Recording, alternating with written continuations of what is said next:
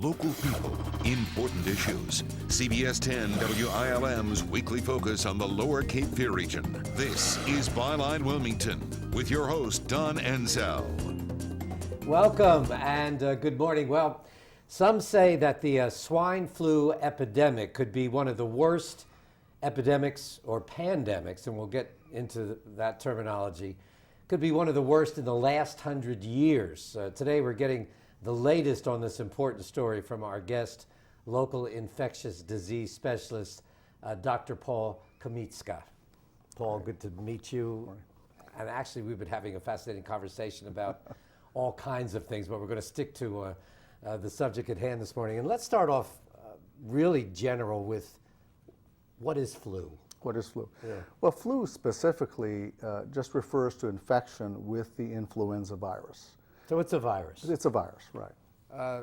And it's been around forever, I imagine? It's been around for eons. Interestingly, flu is really primarily an infection of birds, aquatic birds. And pigs and humans are sort of have become hosts, but it's primarily a bird infection. And before, like modern medicine, I guess, how dangerous was it to get about a flu? I imagine it was pretty dangerous back when. Yeah, it really sort of, influenza has always been sort of a spectrum illness in terms of severity. There are some people who get the flu who have no symptoms at all. Others may have very mild symptoms, whereas others may have very severe symptoms. And what determines how it's going to affect you? Some, like you said, some people sail through it with very little, others can be fatal. Right. It's really a mixture of whether you've been exposed before to the influenza viruses, which are similar to what's circulating now. So generally, so your body's built up an immunity. Build up immunity. And then secondly, if you have certain conditions which predispose to the flu becoming more severe. So if you have heart disease or lung disease, immune suppressive diseases, those things you're more likely to get more sick. A more severe case. In general, how contagious is the flu? I'm not talking about swine flu now, just in general flu. In general, it's reasonably contagious. I mean, I would say, and it's spread primarily by what we call droplet spread. So if I'm near you and I sneeze, the wet that comes out. The wet that comes out, or if I sneeze into my hand and touch the doorknob and you come right behind me and then you touch your nose, that's primarily how it appears to be spread. There's some evidence for what we call airborne spread, just through the air, but that's felt to be significantly less important than primarily the droplet type. Are those droplets contagious until they dry up? Until they dry up, are. Yeah, exactly. And it's pretty much the same for all types of flu? For all that scenario? That scenario is the same. And how long before someone starts to feel bad? Are they contagious? Right. Well, it depends, again, on the host. So kids tend to shed virus more. And so they may actually be contagious for several days prior to actually becoming sick. Whereas adults generally are contagious only for like a day prior to becoming sick. Also, if you're immune compromised, let's say you're on a high dose of cortisone for a long period of time, then you may continue to shed virus for a longer period of time as well, just like kids. And then you go through that period of feeling bad, and then I guess your fever breaks if you have one, and then you start to feel better, and then are you still contagious after that? You may still be contagious for a few days, but we talk about the titers of virus, the amount of virus that's in the secretions, they tend to drop off fairly quickly after the first few days. But there's been reports, and I just read one last night actually, I was doing a little research, that swine flu may be contagious after the fever's gone. Right, and that is true, but that's also true for seasonal flu. Even after the fever's gone, it may be for another few days.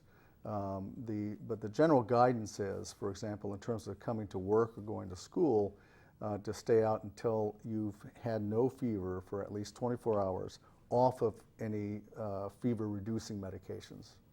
And how long do symptoms usually last with a bout of the flu? Usually a few days to a week or more. In general, if you were to sort of look at a bell-shaped curve, that's where most people would fit. And then again, some people will have no symptoms, other people will continue to be clinically sick for a while. Is there a cure for the flu? Well, there are medications. There are. But do they treat symptoms, or can they actually get rid of the virus? They actually Kill the virus? do kill the virus. Oh, okay. Right. But there's a distinction between killing the virus and getting rid of all the symptoms. You may still feel bad for a few days, even after you kill off the virus. But the antivirus medications tend to shorten the duration of your symptoms. And obviously, some forms of flu are more dangerous than others. Yes. And why is that? Well, for example, and a good example is what we're dealing with now, this pandemic flu. When large segments of the population have not seen this virus before, then they don't have any immunity. So they're more likely to get the infection and not have their own innate body defenses that are primed to attack it. So whenever that happens, and that we call a pandemic, which we're in now, then we tend to see more severe. All right, pandemic is a worldwide. Yeah, it's a worldwide epidemic of flu, and every season we have these peaks of flu illness. Typically, like in this region, you would have it starting in December and ending March, April, and that happens year after year because, in fact, the flu viruses are always mutating a little bit. And when they mutate a little bit, then there will be some segments of the population, generally 10, 15, 20%, that will be susceptible to getting the flu. And so you get flu season. But when you have a big change in the genetic makeup of the flu virus, then much larger proportion of the population will be susceptible. Because they haven't had any exposure. They haven't had exposure, and that's when you start getting a pandemic. And how different is flu from a cold? Is cold a virus? Is that most colds are caused by viruses. Okay. The most common cold virus is something called a rhinovirus.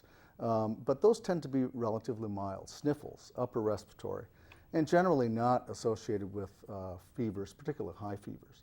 But if you look at sort of the bulk of flu cases, a lot of people will feel quite sick. Sudden onset of high fever, 101, 102 or more, aches, cough, as well as the stuffy nose, sore throat.